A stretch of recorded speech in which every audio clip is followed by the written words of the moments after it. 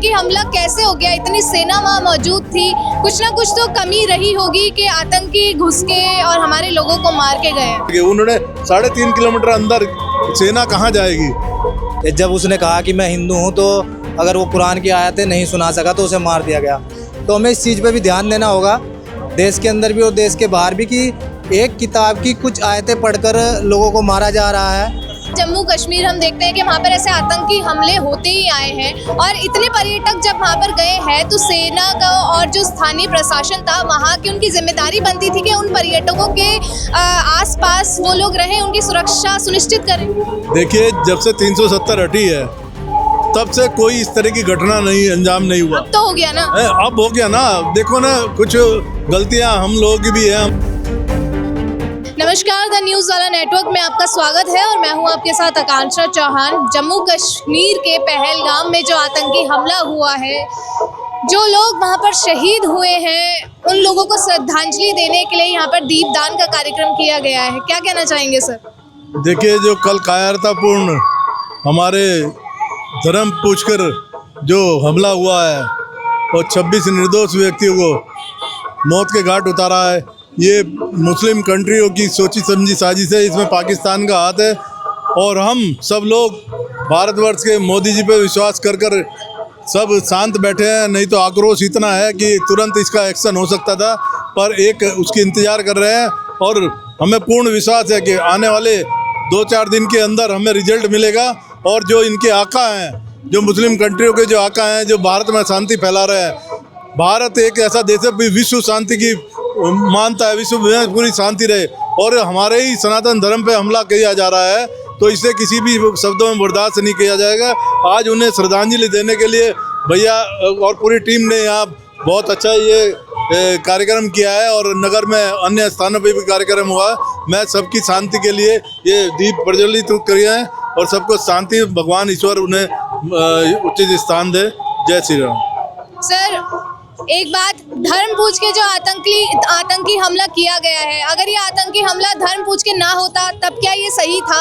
और दूसरी बात, आपने बोला कि आप लोग चुप बैठे हैं मोदी जी के आश्वासन पे, क्या अब चुप रहने का समय है या तुरंत ही मुंह तोड़ जवाब देने का समय है? देखिए, ऐसा है ना, वो लोग चाह रहे हैं कि उन लोगों की जो मंशा है, उन लोगों की मंशा है कि भारत में जो है गृह युद्ध की स्थिति पैदा हो, इस तरह की घटना करके हिंदू आक्रोशित हो और वो यहाँ गृह युद्ध करे। पर हम, क्योंकि हमारी सरकार है, हमारी जिम्मेदारी बढ़ते हैं, हम शांति प्रिय सनातन धर्म को मानने वाले हैं, हम इस तरह की अब सरकार के ऊपर भरोसा कर रहे हैं। और नहीं तो सरकार तो करेगी पूरा विश्वास है, पर इस बार हिंदू धर्म के हर बच्चा बिल्कुल एकदम क्रांति के लिए तैयार बैठा है। ये सब मुकाबले में पाकिस्तान का नामो निशान मिटा देंगे। इस तरह के हमारे युवा देश में है, आक्रोशित है। उन लोगों का जिसकी 1 महीना पहले शादी हुई है, परिवार का आदमी अपने ऊपर देखे, उस परिवार का जिसका व्यक्ति मरा है उससे कितनी भीतरी होगी, और इस तरह की घटनाएं कब तक बर्दाश्त करेंगे। और अब समय जा लिया है, अब क्योंकि हम तो यहाँ सबको साथ लेके चलने वाले, पर ये नहीं चाह रहे। अब ये लोग चाह रहे हैं कि पाकिस्तान, बांग्लादेश और चाइना भारत पर हमला करे और यहाँ गृह युद्ध की स्थिति पैदा हो, पर हम ऐसा होने नहीं देंगे कि उनकी मंशा जो है नहीं सफल होने देंगे। आपको क्या लगता है सर, इतना बड़ा आतंकी हमला कैसे हो गया? इतनी सेना वहाँ मौजूद थी, कुछ ना कुछ तो कमी रही होगी कि आतंकी घुस के और हमारे लोगों को मार के गए। देखिए, इसमें कुछ गलती हमारे बच्चों की भी है जो गए हैं। वो घटना मेन रोड से 3.5 किलोमीटर अंदर, जहाँ पैदल का रास्ता नहीं है, खच्चरों से जाया जाता है। उन्होंने जानबूझ के, जहाँ सरकार की पहुँच नहीं है, वहाँ जो हर जगह तो हर जंगल में जंगली इलाका है, वो 3.5 किलोमीटर खच्चर से अंदर गए और वहाँ जाके उन्होंने पूरी 2-3 दिन से वो रेकी कर रहे थे, कौन लोग आते हैं, किस तरह के लोग आते हैं। उन्होंने ये मौका नहीं दिया किसी को भी कि इतना मौका कोई आके उन पर अटैक कर सके, उनसे जवाब दे सके। उन्होंने 3.5 किलोमीटर अंदर सेना कहाँ जाएगी, या जो स्थानीय पुलिस है, उन्होंने पूरी रेकी करके कि फिर सुरक्षित वो जंगल की तरफ भागे और सब कुछ उन्होंने प्री प्लान कर रखा था। लेकिन सर, जब वो जोन ही ऐसा है, जम्मू कश्मीर, हम देखते हैं कि वहाँ पर ऐसे आतंकी हमले होते ही आए हैं और इतने पर्यटक जब वहाँ पर गए हैं तो सेना का और जो स्थानीय प्रशासन था वहाँ की, उनकी जिम्मेदारी बनती थी कि उन पर्यटकों के आसपास वो लोग रहें, उनकी सुरक्षा सुनिश्चित करें। देखिए, जब से 370 हटी है तब से कोई इस तरह की घटना नहीं अंजाम नहीं हुआ। तो हो गया ना। अब हो गया ना, देखो ना, कुछ गलतियां हम लोगों की भी है, हम जा रहे हैं, ये नहीं देख रहे कि उनकी मनसा, उनकी सोच नहीं बदली। वो पेड़ है, पाकिस्तान से मुस्लिम कंट्रियों से फंडिंग आ रही है देश के अंदर, वो आप इसे देख रहे हैं कि वो हमारे धर्म के अंदर जो अनुसूचित जाति के लोग हैं उन्हें तरह तरह का प्रलोभन दे रहे। एक मौलवी कह रहा है कि कह रहे हैं अभी तो वक्फ बोर्ड में हमारी जमीन जा रही है, आगे तुम्हारे पे हमला हुआ। क्या उद्देश्य है उसका? तो आपको क्या लगता है वक्फ बोर्ड का संशोधन बिल आया है इसी वजह से ये हमला हुआ है? नहीं, इस वजह से नहीं, उनकी मानसिकता, सोच उनकी यही है। वो भारत में शांति नहीं चाहते। वो बताते हैं कि पहले लिए रोके, अब कह लेंगे हंस के। वो अपना देश मानते हैं। अरे तुम्हारे जो धर्म के आधार पर बंटवारा हो गया था, तुम्हें हमने यहाँ शरण दी है, यहाँ सब कुछ, यहाँ भेदभाव नहीं रखा, बिल्कुल साथ लेके चल रहे हैं, खाल और नखून के बराबर का है। तुम इस तरह की हरकतें करके क्या करोगे? पाकिस्तान ये क्या सोच रहा है? पाकिस्तान को इस बार अपनी मुंह की खानी पड़ेगी और पूरा विश्व मोदी जी के साथ है। जो प्रमुख कंट्रियां हैं सब ने साथ कह दिया कि हम आतंकवाद के खिलाफ मोदी जी के साथ है, और इस बार निर्णायक परिणाम होगा, निर्णायक निर्णय होगा, और बहुत ही जो है आने वाले समय के लिए पूरे विश्व में एक सबक होगा। जो भारत सर्जिकल स्ट्राइक के रूप में जो काम करने जा रहा है ना, जिसकी तैयारी चल रही है, वो सपने में भी नहीं सोच सकते। पिछली बार भी कहा मार के आए घर में और वापस आ गए। अगली बार जो होगा वो पूरे विश्व में देखने लायक होगा। पर मेरा ये भारत की जनता से ये कहना है, सरकार हर जगह नहीं होगी, अपने आप भी कुछ जिम्मेदारी निभाएं, अपने आप भी मजबूत रखें। ये नहीं है कि भगत सिंह मेरे घर में बराबर में पैदा हो, मेरे घर में ना हो, पर अपने आप को मजबूत करना पड़ेगा, क्योंकि इनकी मंशा कुछ और है। हम शांति स्वभाव से मानने वाले लोग हैं, पर वो नहीं मानने वाले हैं। उनका खान पान इस तरह का है, वो नहीं समझने के। तो इसलिए जो है इस बार एक निर्णायक लड़ाई लड़ी जा रही है, और वो सफलता उसमें मिलेगी कि हमें पूर्ण विश्वास है। क्या कहना चाहेंगे सर, आज ये श्रद्धांजलि आप लोगों ने दी है? पहले तो जो पहलगांव में हमारे लोग शहीद हुए हैं उनको नमन और भावभीनी श्रद्धांजलि। हम ये दीपदान का कार्यक्रम आज से नहीं, बहुत समय से चल रहा है।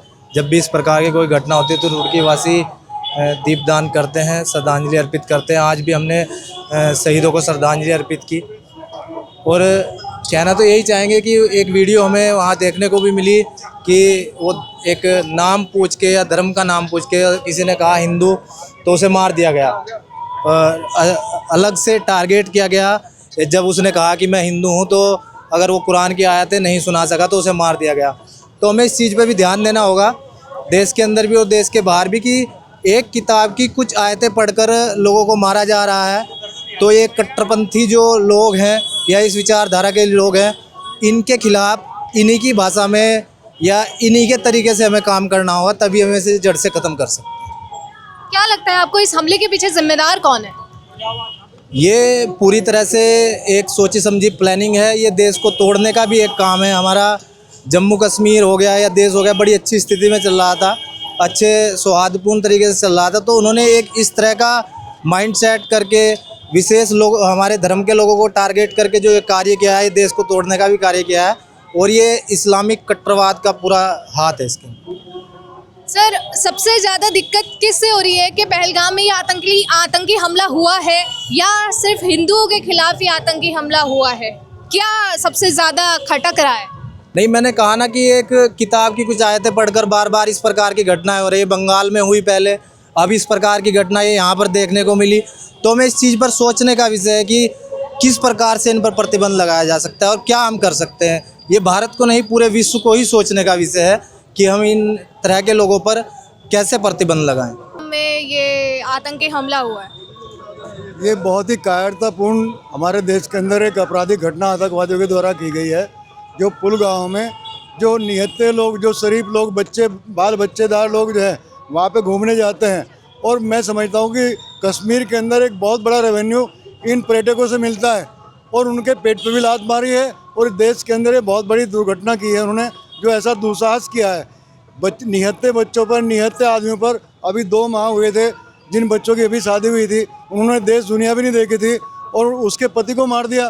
उसने कहा, बिटिया ने कहा कि भाई मुझे भी मार दो, लेकिन उसके बाद में उन्होंने कहा कि मोदी जी को बता देना, जो मोदी जी को वोट देते हैं। तो ये स्थिति देश के अंदर है।